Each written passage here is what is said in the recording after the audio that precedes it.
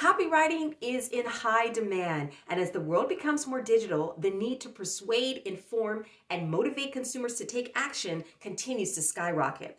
But copywriting is not always easy. You do have to have a good grasp of the English language or whatever country you're writing for, have impeccable research skills, excellent grammar, time management, and in some cases, a spidey sense for results-driven SEO.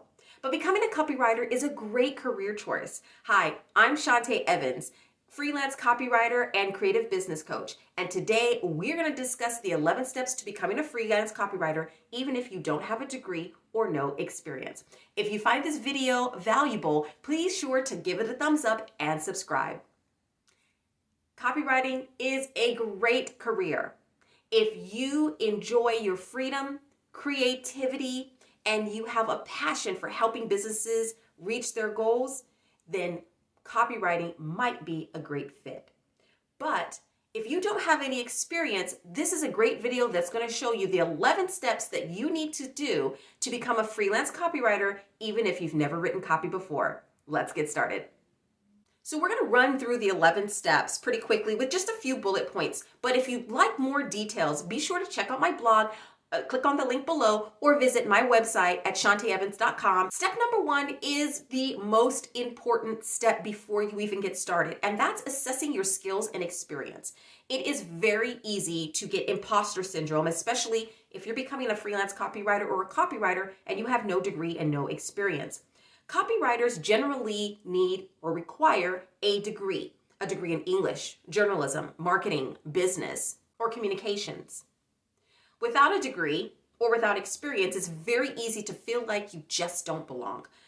By assessing your skills and experience, you can shorten the learning curve and really allow yourself to stand out as an expert in your field. So for example, if you have working or career experience in the healthcare field and now you want to do copywriting, it's best to start your copywriting journey in that field. If you have a passion for a hobby and something that you have studied and done yourself for years and years and years, such as gardening or building, you can start copywriting in those industries. It's very helpful to start with industries that you're comfortable with and have experienced in, because you'll know the lingo, cultural nuances within that industry, and things that the normal consumer or the normal writer just coming in without experience in the industries would not know. This also helps you feel a little bit more confident in starting out that journey as a copywriter and puts you slightly ahead of the competition. The next step is to define your niche. Copywriting consists of landing pages, sales ads, email funnels, and even more source content such as web pages, articles, white papers, and so forth. You want to be sure to do your research to find out what each of these types of copywriting is and what type of copywriting you would feel comfortable with and that you're passionate about. If you have a sales-driven focus, then you'll want to cater toward more marketing copywriting, such as sales ads, sales funnels, commercials, things like that. If you're not interested in the marketing side or doing any sales copy, then you would maybe position yourself more as a content writer and do more heavily sourced content such as white papers, case studies, blogs, and articles. It's important to know what each of these are and what their purpose is and what businesses use each of them. From there, you can carve out a niche for yourself. So going back to assessing your skills and experience, if you are in the healthcare field and you decide that you want to do white papers and case studies and more heavily researched content, you could position yourself as a healthcare writer for pharmaceutical companies that specializes in case studies for new FDA-approved drugs. The great thing about niching down too is it allows you to later on know exactly what journey and what companies you're going to pitch to when you get to the point that you're ready to launch your copywriting career. Step number 3 is to write daily. Just like we exercise our muscles, writing is an exercise for copywriters. Pick a subject matter that you're interested in or in the industry that you would like to work in.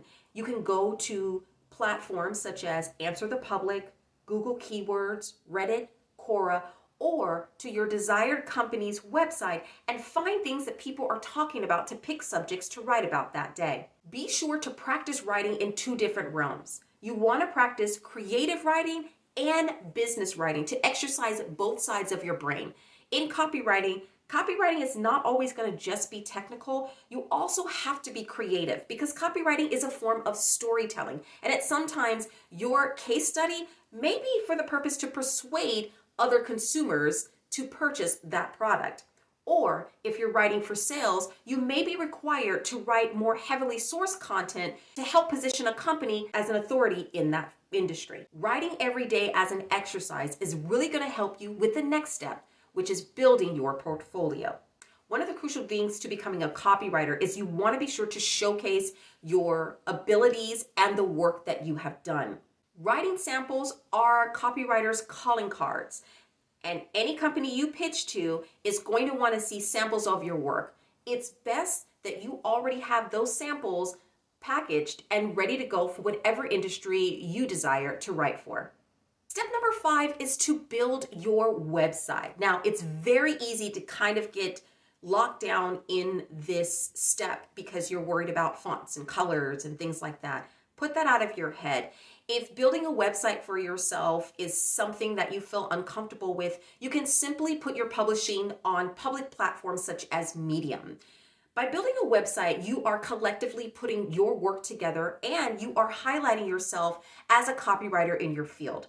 It allows potential customers to visit a space where they can get to know a little bit about who you are.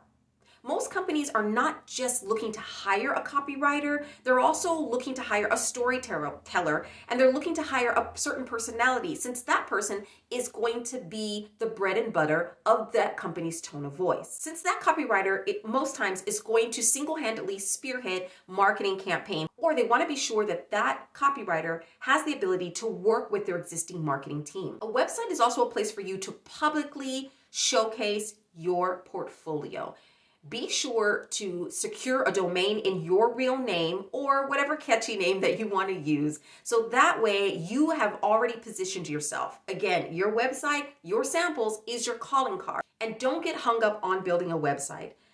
Again, if you do not feel comfortable in building a website, set up a profile on public platforms. Again, Medium is a great way to not only showcase your work, have a brief bio, but also to network with other writers. And remember, a website is static, so you can always update, renew, and change as you go along, but get it out there. Number 6 is to set your price.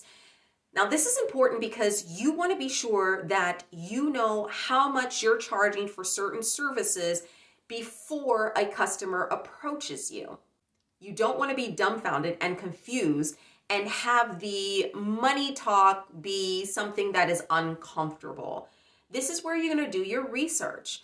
Research standard prices for copywriters, and because you're new, if you feel more comfortable, you can kind of drop down a certain percentage. Now, it's very important to stay within a certain parameter. You don't want to do one of two things. You don't want to overprice yourself and price yourself out of the market, and you don't want to undervalue yourself. Copywriting is a collective community, and pricing can help or damage other copywriters in your field. The goal is to get clients, the goal is to build a community, and the goal is to make money. Within setting your prices, there are 2 ways that you can do this. I myself am a little biased and I have my preference. You can set your prices per word or set your prices per hour. Most copywriters will do one of the two, just kind of based on their skill set and what type of writing they're doing and their desire and their money goal, if you will. The per word count could be anywhere from 10 cents and upwards, and the hourly rate on average is anywhere between $25 to $40, depending on your skill set and your experience and so forth. I myself prefer the latter. Although I started as a per word copywriter, I quickly realized that the per hour copywriting was more advantageous. The reason is because copywriting is more than just typing up words. Copywriting requires research. Copywriting requires studying. Copywriting requires learning. And so in doing that, if you're just being paid per word, you're not being paid for all the back work that you're doing before you type your first word. By charging per hour, you're also charging your value and your time for the research that you're doing, for the creativity that you're putting forth. If you remember writing anything from high school or college, you know that writing does take time. And a lot of the writing occurs off of the page. It starts in here. No matter what you choose, be sure to do your research and decide what's going to work best for you. Number 7 is to build your online presence. This is the time to update your social media profiles to include copywriting and the type of copywriting that you're doing, along with a link to your samples or your website. Copywriting is a networking business, and you want to be sure to get the word out that this is what you do, which leads into step number 8, which is tell everybody. This is the time to tell everybody that you are a copywriter, what type of copywriting you are, what type of services you provide, and that way, when those first people come to you, you already know your pricing, you already have your samples to pitch to them. This is the time to get excited, don't feel nervous, and go ahead and put it out there that, hey, I'm a freelance copywriter. Here's an article that I've done. Number 9 is to create an automated system. Now, you might think it's pretty strange that I put this after telling everybody, but there's a reason why. It's very easy to get overwhelmed and a little intimidated by this particular process. There are so many different softwares out there that help you do simple tasks. But the last thing that you want to do is to spend so much time and energy in doing those simple tasks. And you don't want to spend a lot of time and energy in trying to find out which one's going to work for you before you tell people what it is that you do. So create an automated system that's going to take care of things such as invoicing, social media posts, a sales funnel from your website when people go to visit. This is the time to set those things up. The reason you want to tell people what you do first before you set this automated system up is because it will take some time for people to start rolling in. The first few people may be people that you know, and it'll be very easy to just manually do those things. And that way you get the ball rolling, and any income that you use from those first few clients can go toward paying for that special software or that automated process. Places such as MailChimp, FreshBooks, QuickBooks can help you automate the process of attracting clients and invoicing clients. Do your research and find the platforms and the software that's going to work best for you. Part of creating an automated system is also going to help you with time management and editing. So things like Grammarly to help you with editing, or project management software such as Asana, Monday, Basecamp, anything that's going to help you put projects on a calendar and stay on top of your, what I call, goal line. You want to be sure that you can automate that and instill software that's going to help you be successful in attracting clients, getting paid, writing well, and managing your time. Number 10 is to pitch and apply. Now, once you have your automated system in place, you've already told your circle, your immediate circle, and you've created an automated system that now you can go outside of your sphere of influence and start pitching to companies and clients that you are interested in writing for. Copywriting is more than blogs and articles and white papers. Copywriting is also the menu at your local restaurant. Copywriting is the web page for your local auto repair shop. It's the brochure for the travel agent that works in your neighborhood. There's so many opportunities to pitch your copywriting services.